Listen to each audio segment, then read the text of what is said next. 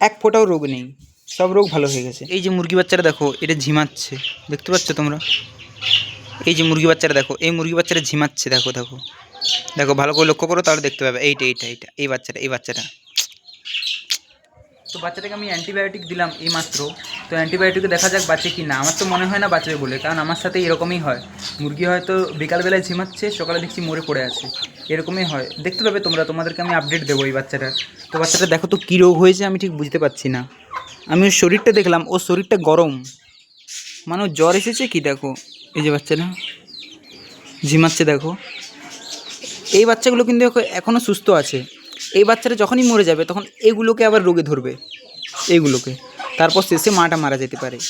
আমি তার আগে কোনো ব্যবস্থা নেব, কিন্তু তার আগে তোমরা বলো তো কমেন্ট করে এটার কী রোগ হয়েছে আগে সেটা জানা দরকার, তারপর তার চিকিৎসা হবে। কিন্তু এই বাচ্চাটা দেখো কেমন করছে। এটা কি ঠান্ডা লেগেছে? কিন্তু এখন তো বর্ষার সিজন, সেই কারণে ঠান্ডা লাগতে পারে, মনে হয় ঠান্ডা লেগেছে। আর আমি তার জন্য অ্যান্টিবায়োটিক দিয়েছি মনে করে। দেখা যাক কতদূর কী কাজ হয়। দেখো বাচ্চাটা ঝিমাচ্ছে। এত বড় হওয়ার পর যখন ঝিমায় তখন কেমন লাগে নিজের মধ্যে একটা। এত সুন্দর করে পাললাম, এগুলো বড় হচ্ছিল, আর কদিন পরেই বড় হয়ে যেত, তখন আর রোগ হতো না। আসলে মুরগি হাঁস এরকম মিড এজ কিংবা যখন চিক্স থাকে, বেবি থাকে, সে মুহূর্তে রোগ বেশি হয়। এই কারণে হচ্ছে বড় ব্যাপার। আর আমার মা বলছিলেন নাকি পায়রাগুলোর জন্য রোগ হচ্ছে, কারণ পায়রাগুলো প্রচুর রোগ ছড়ায় নাকি, তো সেই কারণে মুরগিটার রোগ হচ্ছে। তো দেখা যাক, আমি ঠিক বুঝতে পারছি না। ওকে আর একবার ধরবো, আর একবার সন্ধ্যাবেলা একটা ওষুধ খাইয়ে দেবো। এখন অ্যান্টিবায়োটিক দিয়েছি, তো অ্যান্টিবায়োটিক কড়া ডোজের ওষুধ, তো সেই কারণে অন্য ওষুধ এখন দিতে চাইছে না। ওই দেখো পালিয়ে গেল।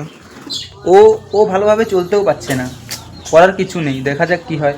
তো চলো ততক্ষণকে আমি কবুতরগুলোকে খাবার দিয়ে দিই। এগুলো নামলো খেতে, তো চলো খাবার দিয়ে দিই এদেরকে। নে খেয়ে নে, কী আর করা যাবে, এদেরকে তো খাবার দিতেই হবে, এরা তো আর বুঝবে না। তো দেখো একটা খুশির খবর আছে, ওই যে রোগাক্রান্ত পায়রাটা আমি তোমাদেরকে দেখিয়েছিলাম, কবুতরটা, ওই কবুতরটাকে আমি অ্যান্টিবায়োটিক দিয়েছিলাম। মেডিসিন বলতে আমি, হ্যাঁ, ওই অ্যান্টিবায়োটিক দিয়েছিলাম, ওটাতে খেয়েও দেখো পুরো সুস্থ হয়ে গেছে। দেখতে পাচ্ছ, এক ফোঁটাও রোগ নেই।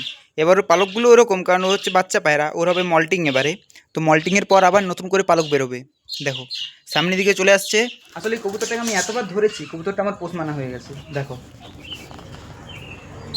এক ফোঁটাও রোগ নেই, সব রোগ ভালো হয়ে গেছে। আর এগুলো তো সুস্থ কবুতর, সেগুলো দেখেই বোঝা যাচ্ছে। এই কবুতরটা দেখো কত সুন্দর না, কিউট কবুতর। দেখো এই সাদাটাকে দেখো, এই সাদা পায়রাটাকে দেখো একবার। তো দেখো এই কবুতরটার রোগ সেরে গেছে। তো যাই হোক, এবারে দেখার বিষয় ওই মুরগির বাচ্চাটার রোগটাকে সারাতে পারি কি না। আমার তো মনে হয় না সারাতে পারবো, কারণ মুরগিকে রোগ থেকে বাঁচানো খুবই কঠিন একটা কাজ, খুবই টাফ। দেখা যাক এবারে কী হয়। চলো এই ছিল আজকের ভিডিওটি ভালো লেগে থাকলে চ্যানেলটিকে সাবস্ক্রাইব করে দিও, আর এই ভিডিওটিকে অতি অবশ্যই একটা লাইক দেবে। তো চলো তোমাদের সকলের সুস্থতা কামনা করে আজকে এখানে বিদায় নিচ্ছি, দেখা হবে নেক্সট ভিডিওতে। টাটা।